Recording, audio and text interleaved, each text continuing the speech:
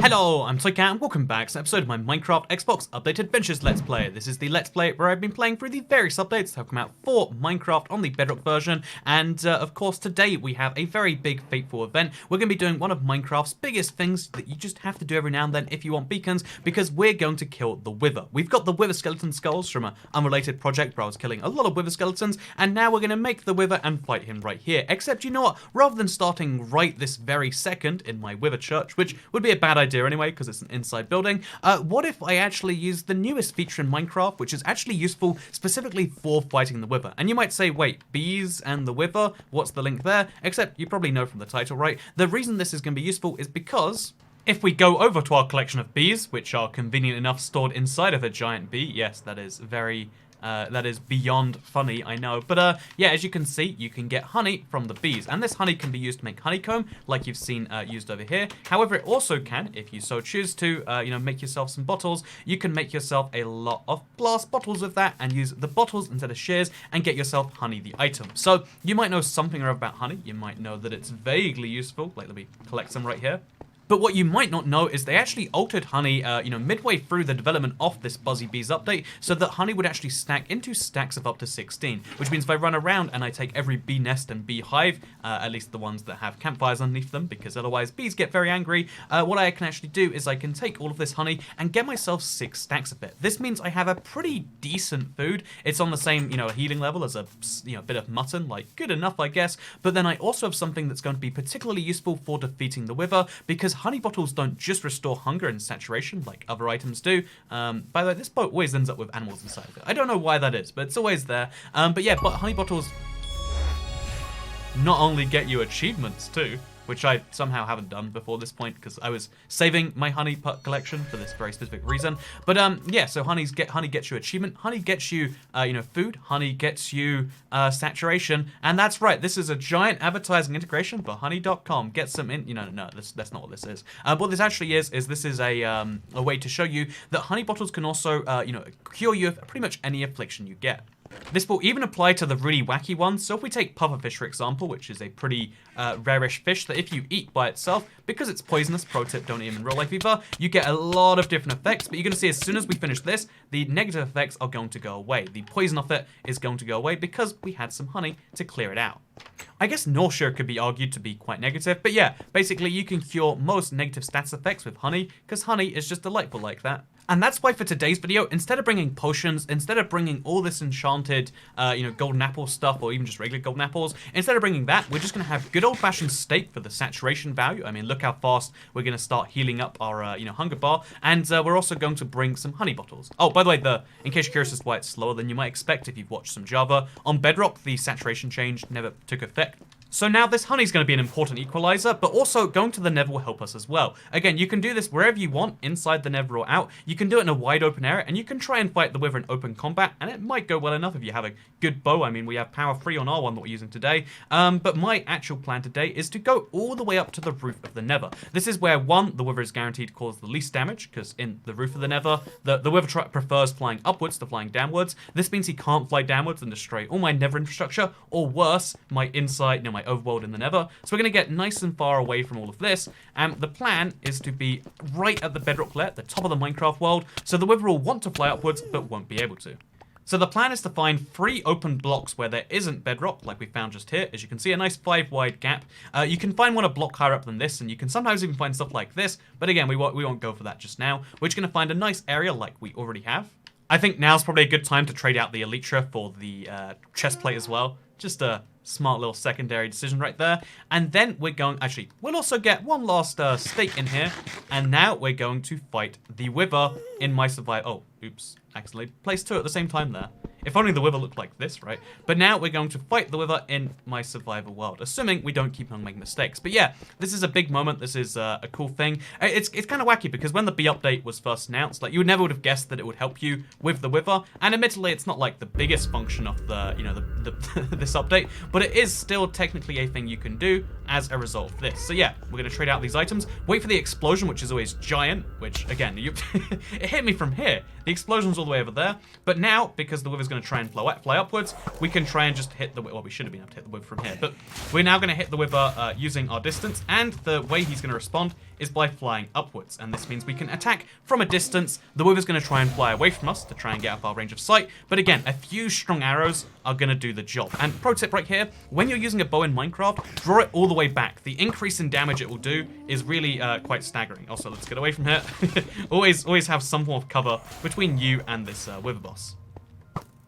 Also, be warned that on Bedrock, which is what we're of course playing, when the Wither gets to his second phase, he's going to spawn. Oh, geez, he's blocking the arrows. But be warned that the Wither is going to start blocking these attacks until we get in there physically.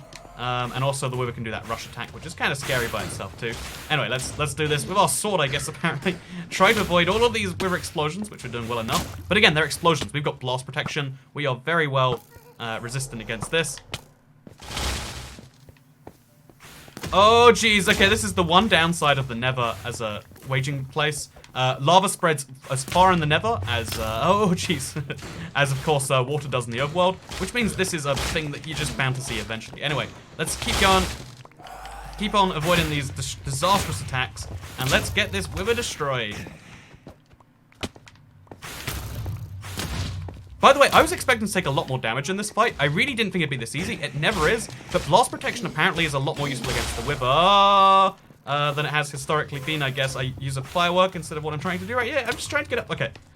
I need to block off that lava before I do anything else. So I'm just going to dig through the wall here. And I'm going to deal with that right now, because it's a single bit of lava that's causing all of that pain. Okay, it's sorted. Now let's just finish off your boy using my sword, because in his second phase he does not like arrows. And boom, the Wither is defeated. Oh, wait, you want to avoid that last explosion. No. Okay, avoid that last explosion, and then we're good.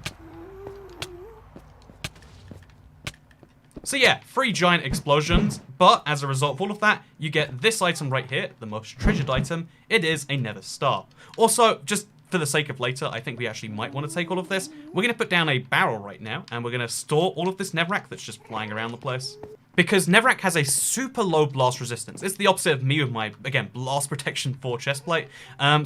Which, by the way, stacks all the other protections and apparently makes you near invincible to Wither attacks. That's a pro tip that I would have assumed was true, but it wasn't true when I last tested it in 2019 or December of 2019. It works just great. Want to defeat the Wither? Get a blast protection chestplate. I found this one in the wild, as you can tell from the mending.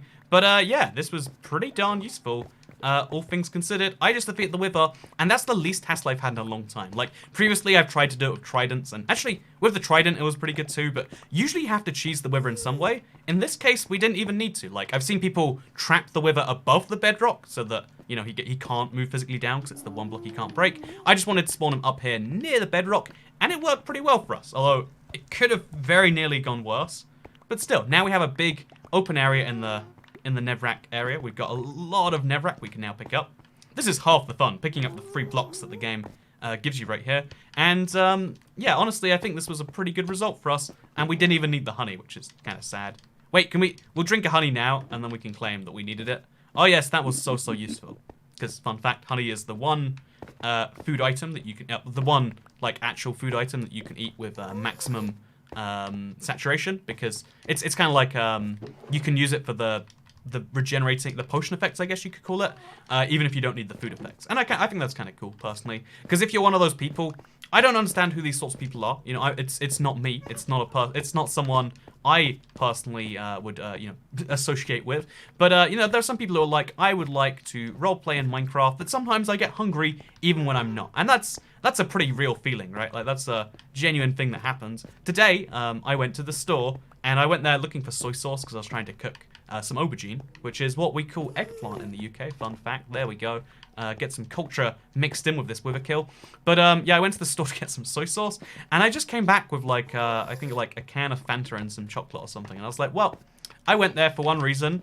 I then got distracted, then forgot my one reason, and yeah, it's kind of a thing. Like, my local store is kind of my fridge, because it's like so close that why would I keep things in my fridge if the store has them, besides price reasons. But there's also like price benefits in not keeping things in your fridge, because you have to buy things for them to be in your fridge. But everything in that store, I can pretend I could have. This is a concept, like, actually, this sounds like I'm just being ridiculous, right? But this is a concept I actually do believe in. Like, the idea that you can have something is sometimes just as great as having it, you know? Like, oh, there's even more netherrack over here. This is so much so much. Like a whole stack from a single wither kill. The wither might be the best way to get netherrack in Minecraft, if we're being real. Like, there was very little resource depletion, and we got pretty much a shulker box full of netherrack, which we'll have to take at some point. Oh, I don't have an elytra on. I'm so glad that I haven't done a dangerous thing with that. I'm gonna fix that right now, actually. Put the elytra on, take that off, put the netherrack in here. It's more than a shulker box or a chest or whatever full. It's a shulker box and then some change, and then some nether quartz, plus the experience, and most importantly of all, the reason we did all of that is because we needed the nether star. So, yeah, the nether star, it's like this, it's a pretty important star, fun fact, is a star you can use to craft the beacons with. I have got a chronic beacon shortage. Like, every time I do a stream, people ask why aren't you using a beacon, and it's like, I have like 3 beacons across my whole world. Fighting the withers a pain, and finding wither skeletons right now in Bedrock, it's also a pain. But today, we can change that finally. Today, we can make the world a better place, and we can start some fun new projects. This is the wrong entrance. Also, I can put some netherrack in. Okay, this chest is filled with netherrack too. Let's put some in here. I have a lot of netherrack. It's going to come in handy for a future stream as a part of that streamless thing I'm doing these days. Again, I feel like a fun stream would be like, how far can I go using, you know, like, again, I think it's stupid. You think this is stupid if you don't donate or anything like that. Oh, I have 3 more because of that project I've been working on. How nice. I can fight the wither again if I want to. Maybe we should. Should we do it next week? Let me know in the comments. Isn't that nice? But yeah, I feel like it'd be a really fun idea. I've had this one forever, like, have a road that's built entirely by, you know, like, we call it the Toy Cat tax when you donate on a stream after watching for a really long time. I think it's a cute little name. You might disagree if you don't like taxes. Or maybe if you don't like taxes, you agree. I don't know your feelings, your thoughts on the world. But yeah, basically like, oh yeah, so we should build a road using just Toy Cat taxes. And it could be like every, you know, donation makes the road 5 blocks longer or 10 blocks longer, whatever it might need to be. And then we can see how big of a road we get before, you know, the idea runs out. And yeah, obviously there's like a huge potential for profit as part of it. Like I'm not an idiot. It's not that I don't see that, but I think it's a fun idea regardless of that, right? I think sometimes there are ideas that sound really fun and then also happen to create a lot of benefit to them. Actually, although, you know, as we let's create ourselves our beacon now. So we had glass earlier, but I think I just crafted it all into glass bottles. Probably a questionable idea, all things considered. Do we have glass lying around one of these chests? I can't imagine so, or I would have used it. Oh, I do have, weirdly enough. Do you see that? There's a random potion of regeneration in there. Oh, we do have some glass, thank God. So we got some glass. We need some obsidian. I think it's 3 obsidian and 5 glass, but, you know, let's find out right now. You take this and you get a beacon, Minecraft's best block. Honestly, the late game block to define late game blocks. We got one of these now, and look at this. Okay, wait. Oh yeah, new beacon. So I can place this beacon wherever I like. If I'm going to work on a new survival project, I can now start using these beacons. And you know, how about I move to the first one I need to, like, start working on earnestly, I guess? Because if you recall, I got a bunch of gold from the time that I raided all those ocean monuments to get all these sponges. Still haven't had a use for them yet, I'll be real with you. Gotta look into that someday. It's a fun little thing we have.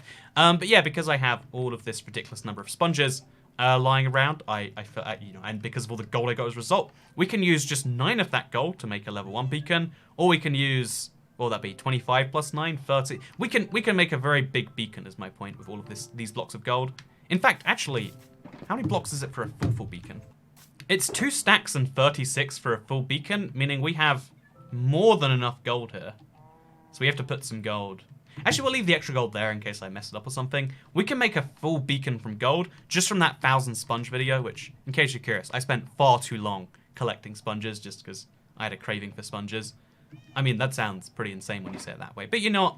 It's close enough to the truth. So we'll take our gold blocks out. We'll put them in a brand new shulker box, which will be the beacon shulker box. So let's pick a nice color for that one, I guess. Black. Black feels, you know, pretty appropriate for the thing. And now we can have a portable beacon. Wait, what did I just put in the chest? Yeah, now we can have a portable beacon that we move around with us if we so choose to. So we'll put that in there. We'll put the beacon in there. We should also put like secondary pickaxes. Like, you know, if I'm doing some stuff, I need it in there. And this can be my go-to like productivity box when I want to destroy a bunch of stuff. It's pretty satisfying to have, right? I could even rename it if I wanted to. See, these are the cool possibilities that defeating the wither opens up. that I've just been putting off for far too long. And now we're going to take this block box back. I'm going to put it inside the thing. I'm going to make sure that sponges are actually the first item, so I know that it's my sponge box, because sponge box is a weird phrase, but I want to make sure that like it is known that this is where the sponges are found. And yeah, I guess we'll move that stack there, and there we go. Now it's the sponge box, which means that when we see it in our inventory, because you can see like sponge, sponge, sponge, we'll know it's the sponge box, and therefore easy stuff. I'm starting to have so many shulker boxes filled with so many things that I'm getting them confused, so naming them might come in handy later. I don't know for sure. It's a fun problem to have, that like, I have so much high-end equipment, I just don't know where I leave it sometimes. But yeah, now we can make a level 4 beacon just to do silly minor projects, and that is exciting. Sorry to break the flow of the video, but I just remembered I have a villager in my basement that I've forgotten about for this many, I guess, like, years it would be now. This is back when villagers had to breed based on doors. I don't know why I wanted a villager in my basement, but yeah, this is my very rough, weird attempt to do that. Entirely forgot about him down there, but the good news is he survived. Anyway, so this black magic box that we want to fill with things. I got a new pickaxe, so we even got efficiency 4. We could go 5, but again, right now I've got an XP issue, which means I have a mending issue, which lots of issues with actual like having level 5 stuff. But yeah, let's now that we've you know, got this stuff, we've got the box, we've got everything, let's go use it. And the place that I need the beacon right now, or the place that I'm doing the most like monotonous mining that could use a 20% speed boost, or realistically, I guess it'd be like, you know, haste 2, so I need another 20% on top of that. I think that would be in my end, so let's go there right now. One of my favorite things about my end, personally, is the fact that I have this big pathway that makes people really nervous when I slide left and right on it. Like, oh no, I've got my mega beacon on me, but am I going to lose it into the void forever? Who knows for sure? The reality is, in case you're curious, the reason it's so hard to fall off is because the boat will actually mostly stop you. Okay, I felt nervous that time. I'm gonna stop trying to make you nervous, because that makes me nervous. But yeah, it's pretty fast even when you have to correct. It's way faster just to get the boat going in the right direction the first time, but still, it's not too much slower to just constantly adjust left and right like this. So yeah, that time made me scared as well. So I'm gonna chill with the speed so we can get there. And once we make it hit, we turn the boat around. I'd love an automated system to do this for me, kind of like how minecarts, you can put them around a rail like that. I'd love something like that for my boat system, but for now, we just spin it around ourselves, kind of like a car. Wow, don't even have valet parking or whatever. I think that's a tar. I think I use car terminology correct. So yeah, here is my end. It's actually, I think I am definitely streaming covering in more sand, so in case it looks more sandy in my last live stream, now you know, sometimes these things are recorded out of order, because I have actually, in case you're curious about me, what's ToyCat been up to? Key feature of these, you know, these weekly up, I hate Enderman so much. Key feature of these, you know, videos. The thing I've been up to for the past, you know, week, let's call it. Actually, no, exactly a week, because these Let's Plays are every Monday. So the thing I've been up to the past week has been, I guess, massively busy. Because obviously Minecraft update comes out, so like it's extra important to make videos. Also, it's December, so it's even more extra important to make videos. And then like these things just happened at a time where I was already like I guess I'd just gone back from like a big thing anyway. See, I guess I've gotten like big on the video making train, not just in terms. I really don't want to place it over the edge, because then I don't know if I'll. Yeah, I just realized my flaw in like trying to. You know what, let's do it anyway. It'll look ridiculous. But let's do that anyway, and then we'll work out the flaws in our plan later. But yeah, basically I've been super busy, because December's the busiest month for YouTubers in general. As far as the reason why, I'm very open about the fact that like yeah, the same number of views, the same amount of like enjoyment from your viewers equals 1.5 times as money. So I'll cancel as many other things in my life as I can to make as many YouTube videos as I can. Which is probably harming if you do it in the long run, but for a month, it's fine. And again, there's me enjoying the spirit, the season of capitalism at its best right here. And yeah, so we're going to make a golden beacon. It's going to be great. I don't think I've ever made a beacon purely out of gold before. This will be quite the first for me. So now we've got the 7x7 layer. It's actually 6x6 right now, but let's pretend that we didn't know that.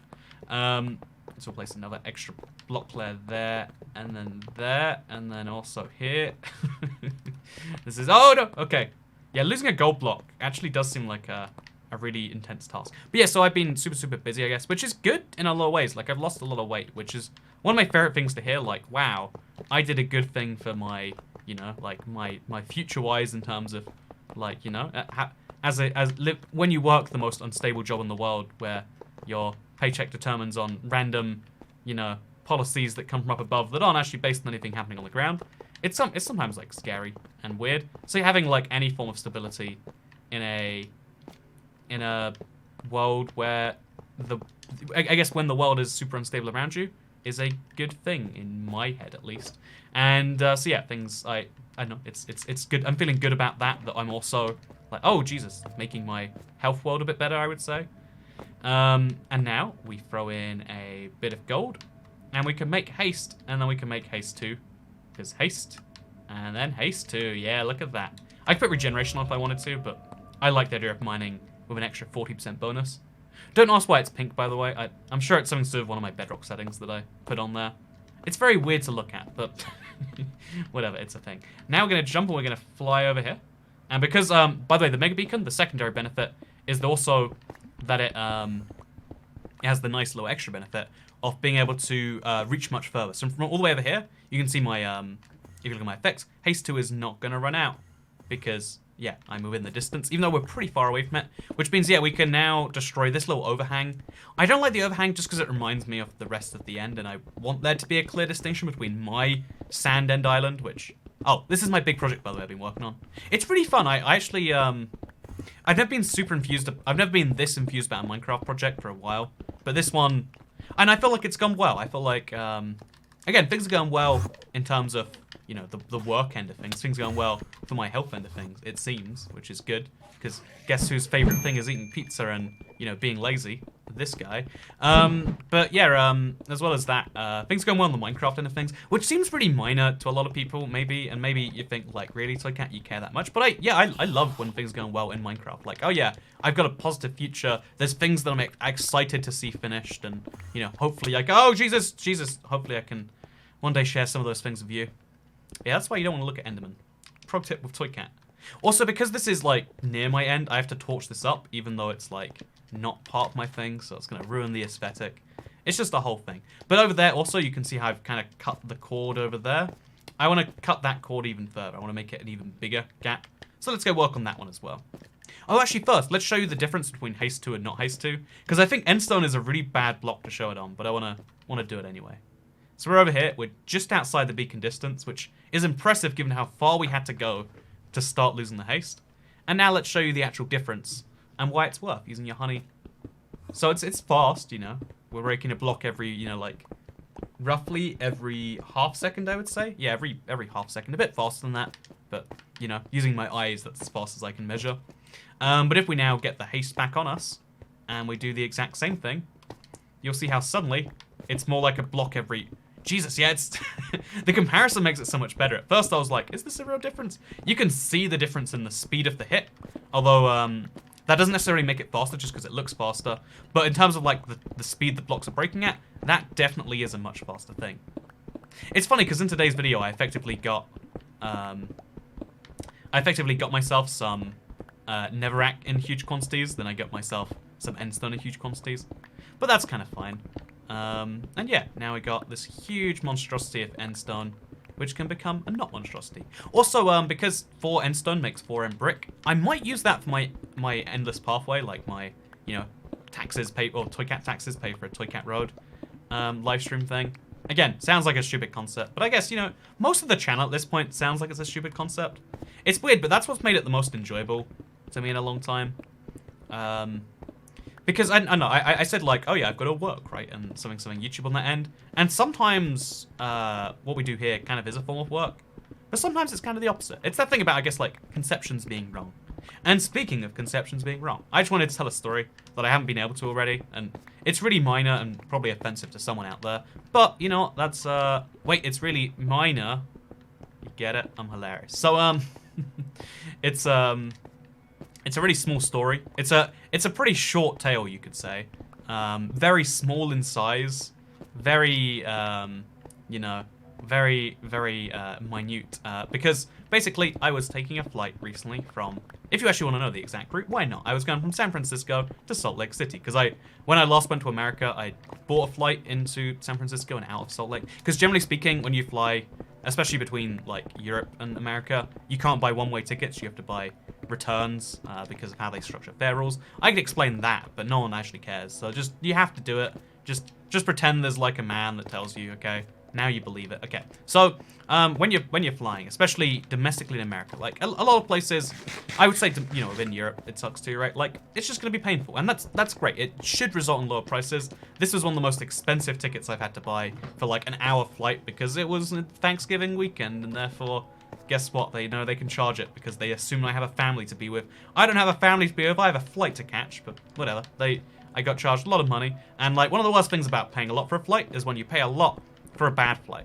And that's why, like, okay, so it's only 2 seats across, right? There's 1 seat, then there's the window. All I ever pray for when there's people sitting next to you, when you've got like some form of middle seat, is like not American-sized, you know, like strangers next to you. Let's be real, airline seats, they're pretty small. They're not designed for the size of the average American. No offense, average American. If you're watching right now, I'm on your side. There should be average American-sized seats. I guess that's what first class ugly is, but who can afford first class? Whole thing, right? Anyway, so basically, you know, you're always hoping like, okay, either not someone who's gonna spill over on the armrest onto me, or someone who's, you know, like has a child with them. Like, oh, I thought it'd be fun to bring my hobby along with me. Also, it's a loud siren attached that I refuse to fix because, you know, I think it's a human being or whatever. Messed up logic coming from parents all the time. But yeah, no, so you see this all the time. There's always some poor parent on the plane somewhere. You hope that they're not next to you, and then you hope a little bit more that someone who is next to you will actually fit in the seat, so that way they don't have to take some of your seat. And that's why the ideal seatmate has always been in my head like a tiny Asian girl, right? Like someone who takes up less than their seat, or at least not all of it. You know, is probably, you know, like very small, and you know, maybe they're even cute. Who knows? That's just a side benefit. But yeah, so that's always been in my head, like the ideal seat neighbor on a plane. But I lucked out on my most recent flight, and I got someone, I don't know what the correct term is, but they were absurdly tiny.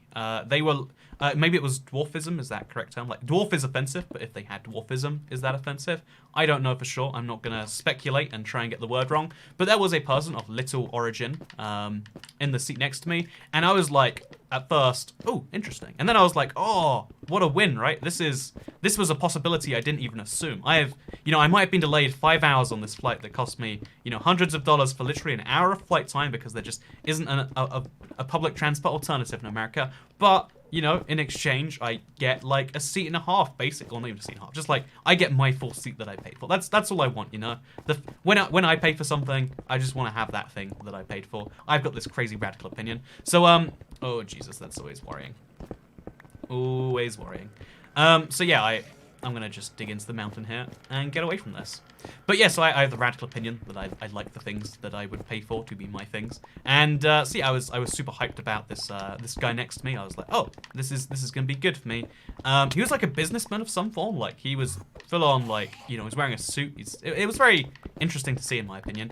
But yeah, basically, you know, despite the fact that you'd figure he'd be the best seatmate, he actually turned out to, like, he sat sideways, like diagonally, so that even though, you know, there was basically no way you could stretch him so he would take up a whole seat, but somehow he tried. He tried his best to be the worst seat neighbor. He was on his phone, and his phone, like, gripped, you know, his phone went over the aisle into mine. Bear in mind, you know, like, in case you're curious, I think the armrests, they belong to the middle seat person. I was on the aisle, so, like, it was up for contention whose armrest that could have been. I would argue 50-50 is the fair rule, but no, this guy was like, 150% of this is mine. Not just the armrest, but also place over the armrest. That's where my phone is gonna rest. And then he like laid sideways, kind of. And it's like, come on, man, you have unlimited leg room, and you still want mine. You know. And anyway, long story short, perceptions are not everything. You might assume at first glance that you're getting a good deal for something, but you're not, or like that something's gonna be good for you. But just remember, everything can suck, even good things. Yeah, that's the advice to take from this thing. Everything can suck, even the good things. And if you don't forget that, then you have if you don't remember that, you'll have a bad time. Also, did I just put okay, here's a weird thing. My memory has been really weird recently, and I have no recollection of just putting my end stone in that shulker box. So either I've been mining this whole time, and I haven't done something, or that's a thing. Anyway, today you saw Toy Cat be very excited about everything. Maybe I wouldn't say overworked, because like I think working a lot actually provides like a weird form of purpose. Maybe I'm just justifying it because like I chose to do it when I started working online, like before YouTube. Like I've always preferred the system of overwork a lot than underwork a lot to work a normal amount all the time. That sounds like hell to me, you know. But some people disagree with that, I'm sure. But yeah, maybe I'm so overworked in giant air quotes because I'm making YouTube videos, you know, that that I'm just forgetting things now. That's concerning. I'm gonna go back and look. Did I put it in there, or was it a glitch? Honestly, right now, it could be 50-50. I have no recollection of putting my end stone in that box. And that is an interesting little memory breakdown that you see from Toycat right here. But my real point is you wouldn't look at me and assume I had memory problems. But clearly, I do. And more clearly than that is the fact that... I mean, actually, more clearly is the fact that Minecraft needs a cave update. But yeah, more clear than that is the fact that this was a pretty cool little thing to work on. I enjoyed defeating the Wither. I think we're going to do it again. I really, if you're curious, during this video, I got really inspired, like, I should make a mega beacon. I think I'm worth one. I don't know where it should be, like, next to my house, maybe? But I want to have a mega beacon somewhere in my Minecraft world, and that's something I'm going to be working on in the near future. I'm also going to be working on this a lot more, because just, again, it doesn't feel properly disconnected yet. Same over here. We need to spend a lot more time working on this, bring some more shulker boxes, do that sort of thing. So that's the thing you can expect to see in an upcoming live stream, probably tonight, actually, because I'm very motivated.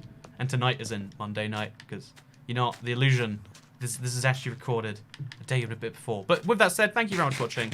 I hope you all enjoyed the output videos that's been going on recently, because I've been enjoying making it a lot. Like, I've had a really good day, really good week recently, and that is something I hope never changes. Unless... No, let's just leave it at that. Thank you very much for watching today's video, and I'll see you next time. Goodbye.